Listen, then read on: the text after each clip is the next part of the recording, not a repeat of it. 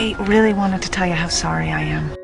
If you didn't get this, then you honestly need to watch this video to sound like Native Americans and be better able to understand fast speech.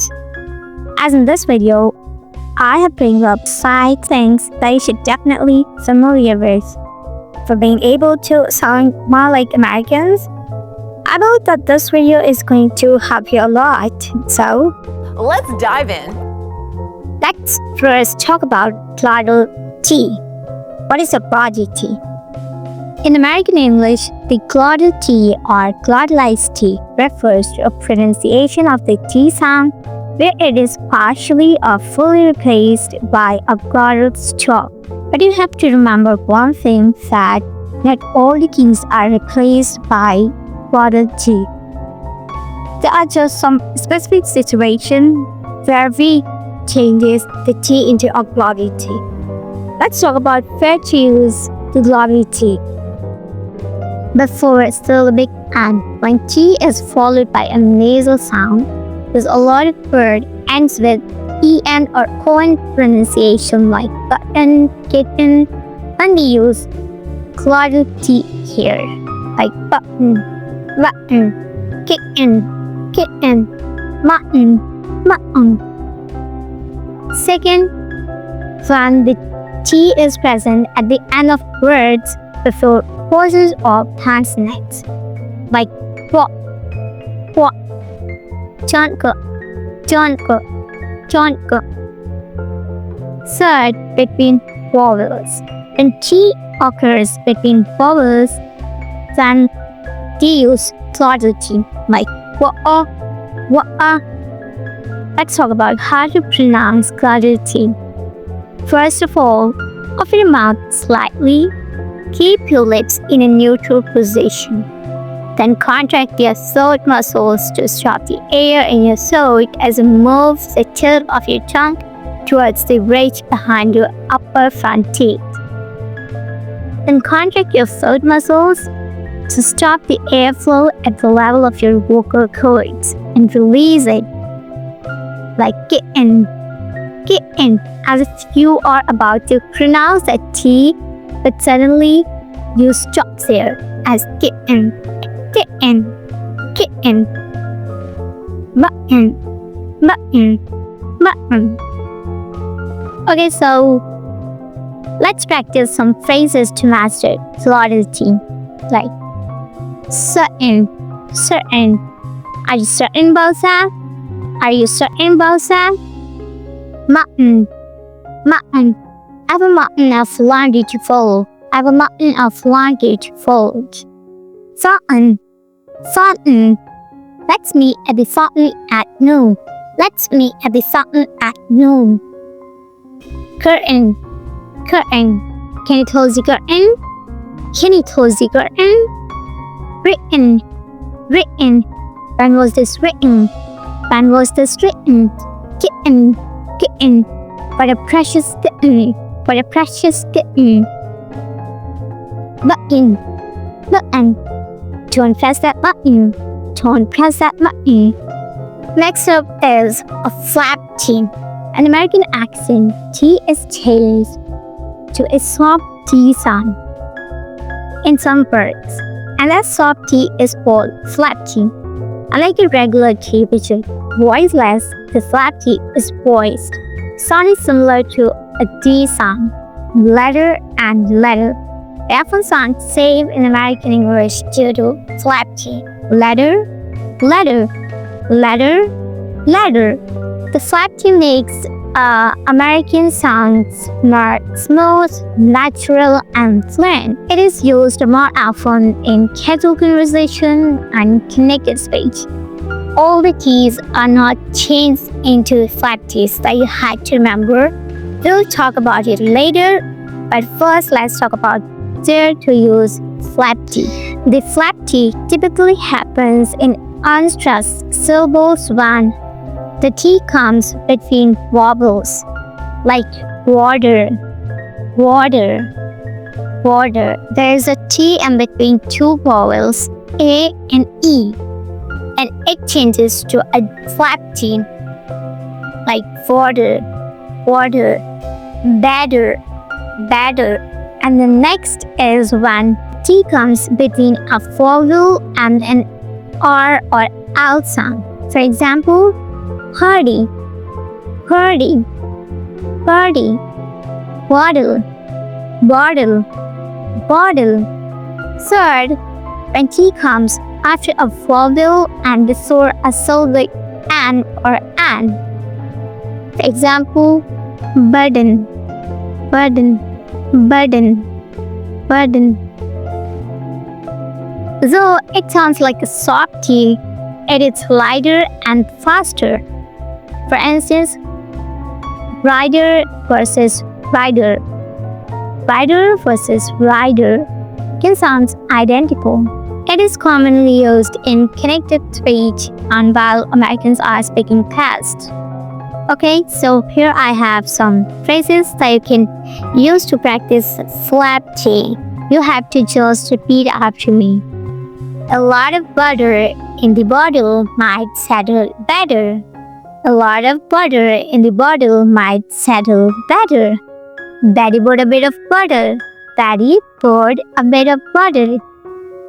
Better than her bitter butter. Better than her bitter butter. So here I have some video clips for you. Our shopping bag, our bottle of water. We use them. Problems, then during the course of the novel, I solve them. You don't want the reader to sort of settle back and be really comfortable and like drifting through these pages. Guarantee that those contracts will bear out without a third-party enforcer. So if we look at the In American English, can't and can sound confusingly similar in casual speech due to pronunciation shortcuts, but they are distinguished by subtle cues. Here's why they might sound alike and how to tell them apart. The T in can't often disappears. In faster speech, the T in can't is frequently either glottalized or unreleased. For instance, I can't do it. I can't do it. I can't film. I can't film. This makes the final T in can't inaudible, so it can sound like can. The main difference lies in the vowel sound. So let's talk about how to differentiate can and can. The main difference lies in the vowel sound. In can't, the vowel is longer and more nasalized due to the following and. Can, often stressed for emphasis. For example, I can't believe it. I can't believe it. But on the other hand, in can, the vowel is shorter and less nasalized, usually unstressed. For example, I can help. I can help. I can believe it. I can believe it. Okay, so let's look at some example. I can go. I can go. I can't go. I can't go. Can you? Can you? Can't you? Can't go? In casual conversation, can't loses its T, making it sound like can. So here I have some video clips for you to hear as an example. Great guide. One thing about our tours is, and I can't really advertise this, but I find... You know, remember when the HAL 9000 said, I'm sorry, Dave, I'm afraid I can't do that. And so there's... It's just a lot of fun for me just to relax on the tours, and I can't really advertise this, but I'll tell you. He was taught you can't screw up. And if you do, you... In American English, function words like articles, prepositions, auxiliary verbs, pronouns, and conjunctions are often unstressed and phonetically reduced in connected speech. This is a core feature of the language rhythm, which prioritizes stressing function words like nouns, verbs, adjectives, adverbs, or grammatical glue words. In American English, stressed syllables occur at roughly regular intervals, while unstressed syllables are compressed. Function words are usually unstressed to maintain this rhythm. For example, she can go to the store. American would say like, she can go to the store. She can go to the store. She can go to the store. She can go to the store. Where go and store is content words which are stressed, but she, can, to, the are function words which are unstressed. Unstressed vowels in function words often become schwa sound, schwa, a neutral centralized vowel. For example, to changes to ch and for changes to f. Reducing function words saves effort and speeds up communications. Let's talk about some common reductions. First, articles. A is pronounced as a. I need a book. I need a book. I need a book. And reduced to an. Give me an apple. Give me an apple. Give me an apple. The before consonants. The cat. The cat. The cat. Before vowels, the apple. The apple. The apple. Second, prepositions. To reduce to cha or even ch. Flatty, do. I'm going to work. I'm going to work. I'm going to work. For reduce to sir. Sir. This is for you. This is for you. This is for you. Of reduced to or what? Cup of coffee. Cup of coffee. Third, auxiliary verbs have reduced to of or of. I've seen it. I've seen it. I've seen it. Has reduced to us. Us. She has left. She has left. She has left. To reduce to dump. Dump. That she lives. That she lives. That she lives. Can reduce to can. Can. You can try. You can try. You can try. Forward pronouns. You reduce to yeah. For a tree. For a tree. For a tree. He, she, and they often merge with surrounding words. For instance, he's here. He's here. She'll go. She'll go. Sixth, conjunctions. And reduced to n or even nasalized sound. Bread and butter. Bread and butter. But reduced to bit. Bit. Bit. I tried bird. I tried bird. So here I have some phrases that you can repeat after me to practice. I've got to go to the store. I've got to go to the store. I've got to go to the store. She's gonna call you. She's gonna call you. She's gonna call you. What do you want for dinner? What do you want for dinner? What do you want for dinner?